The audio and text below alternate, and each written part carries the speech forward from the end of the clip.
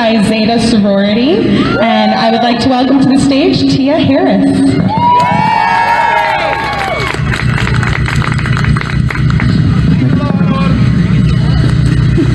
Thank you. Hello, everyone. It's okay. Like she said, my name is Tia, and I am a member of the beautiful Zeta Psi Zeta sorority incorporated. I've got a lot of my sisters that are here to help support this great cause.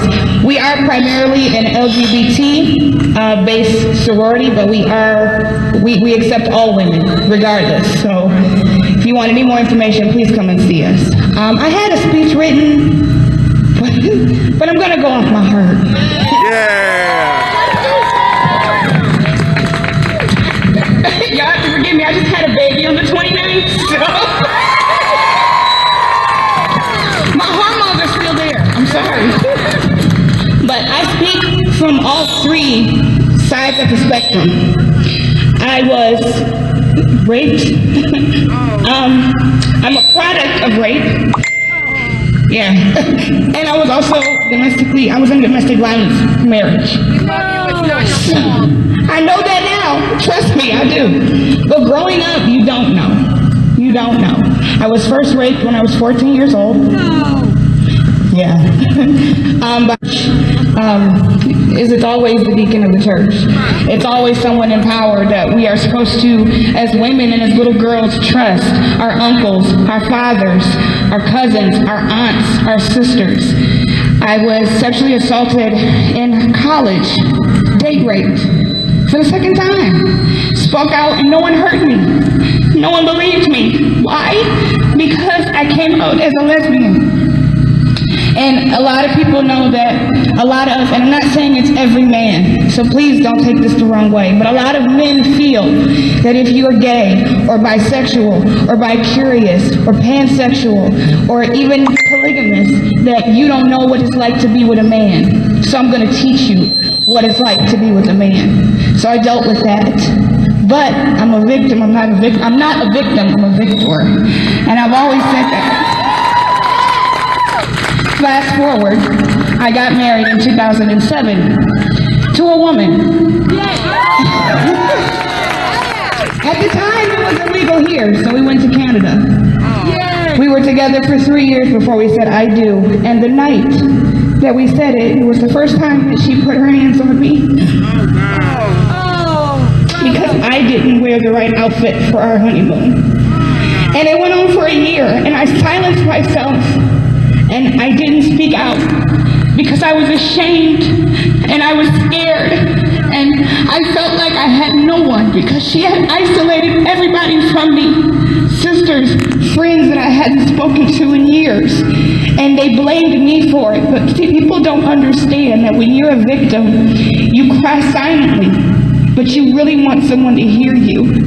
You give little clues. I went from 130 pounds to 82 pounds when I finally left her. And I had the courage to leave her. And the night I left, we had just celebrated our 1-year wedding anniversary at Club Pink. I don't know if y'all remember Club Pink. I might be dating myself right now. But we had celebrated our 1-year anniversary, and I whispered in her ear, "I'm leaving you." And she didn't believe me. And on May 15th, that was on March 23rd, on May 15th, she tried to put me through the kitchen window because I didn't fold the dish towels right. And I said, that's it, I'm done. And of course, they always threaten. I call them narcs.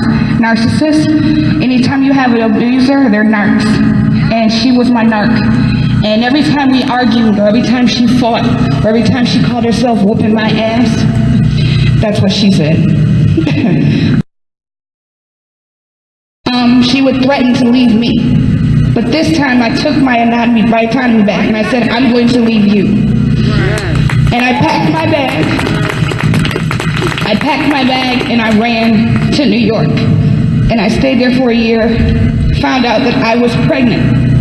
I had no idea that I had been pregnant for 6 months. And October 5th of 2008, from all the stress, I lost my baby girl. She was born stillborn. I didn't know, but the stress. So I tell my story because I want someone to hear my story and know I survived. And now I have a 2-week-old baby girl who is beautiful. She is the apple of my eye. I have a man who loves me more than I've ever been loved, and he makes it okay for me to be me. So, yes, I'm an Aries. We flirt. That's what we do. And we damn good at it, you know? But just because that's who I am, and just because I am in touch with my femininity and my sexuality, does not mean that it is okay for you to come into my space and violate what I have worked so hard to build up.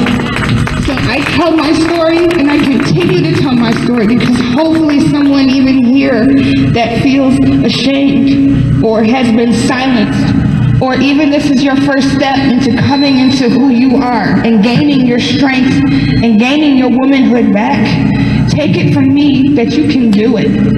You can do it. I have a wonderful support system of sisters that are here. It's only 2 of us from Detroit. Everybody else is from out of state, but they came and to support women.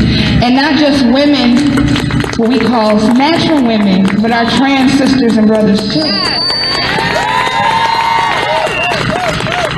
Like my Aunt Janice said, I've lost a lot of sisters and brothers in this park.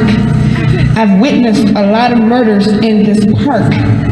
And this park is symbolic of who we are and what we stand for. So keep fighting. We've got to get this idiot out the White House. Because I fear for my daughter and my daughter's daughter and anybody that can stand up and fight for women's rights, trans women's rights, trans men's rights, do it. And don't be afraid to speak up.